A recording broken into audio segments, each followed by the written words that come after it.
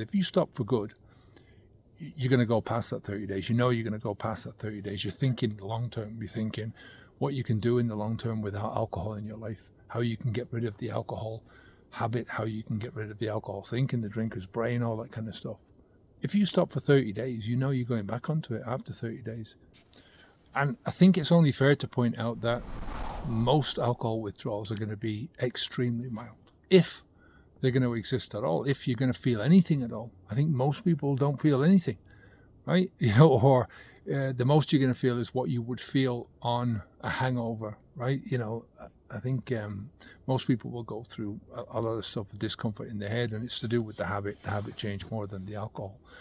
And I think it's a good time to point this out this time of the year, because we're coming up to a time when it's encouraged for you to stop drinking, right? If you go into Google at this moment and you put in stop drinking alcohol, you're going to get thousands upon thousands of sites that are telling you that it's dangerous to stop without medical intervention, right? They'll say to you, don't stop drinking alcohol without medical intervention because it could be disastrous for you. It could be that you have seizures, you could have DTs, it could be fatal for you, right? Now, if that's the case, then it should be the case across the board, right? Everybody should tell you the same thing. You should go to a doctor and they say, don't stop without medical intervention, but they won't. And the proof of the pudding in this is in the dry January thing, right? Or dry October or whatever, but we're coming up to, as I record this, into dry January.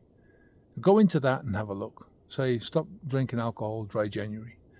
And you'll have none of that stuff. You'll have none of the warnings.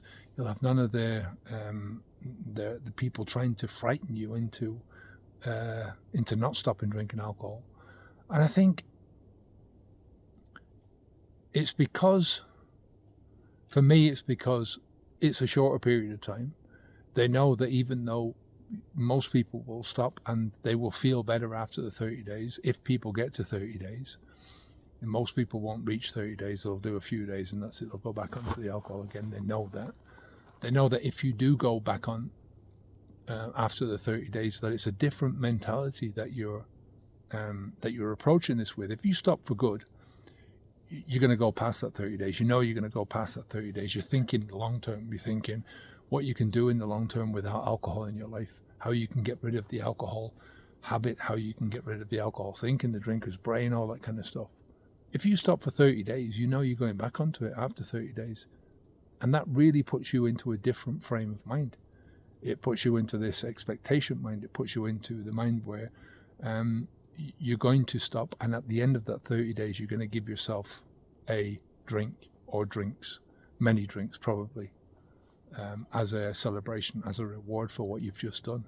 So they don't want to discourage people from stopping drinking alcohol for 30 days, because if that is your mentality, if your mentality is you're going to go back to the alcohol after the 30 days, then it puts you into a frame of mind where it reinforces the value of the alcohol, right? Instead of the other way around. When you're stopping drinking alcohol for good, you're trying to bring about a hatred for alcohol. You're trying to discourage any alcohol thoughts, right? You're trying to realistically look at the poisoning, at the toxins, at what you've been doing to your life. You do none of that with a 30-day challenge. But my point is, if it was a case that everyone that ever stopped drinking alcohol nobody should attempt this without medical intervention. Everyone should be scared. Why aren't they putting these warnings for the 30-day, for the January windows? Sometimes they're tucked down at the bottom, right? But I think it raises for me important questions about the nature of these campaigns.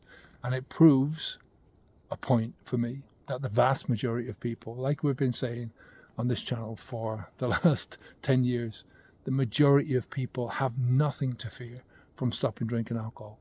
It's not as if you stop drinking alcohol for 30 days and then after the 30 days, that's when all the problems are going to stop.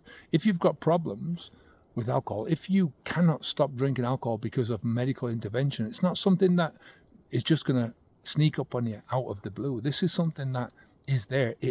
It's cause and effect.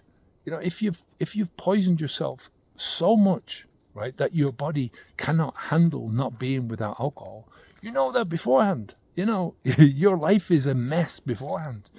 You know, anybody can tell you that. You know, so it's just something to think about, right? If you're afraid of stopping drinking alcohol, have a look at that. Have a look at the websites that are promoting the 30-day, the dry January, the dry October, the 30-day challenges. You know, and a lot of these websites are government websites, the same government websites that are promoting that you should never stop drinking alcohol on your own. Something to think about, right? If you want help to stop drinking alcohol, if you want to walk through my process, habitsv2.com. Take care of yourself. Onwards and upwards. Bye now.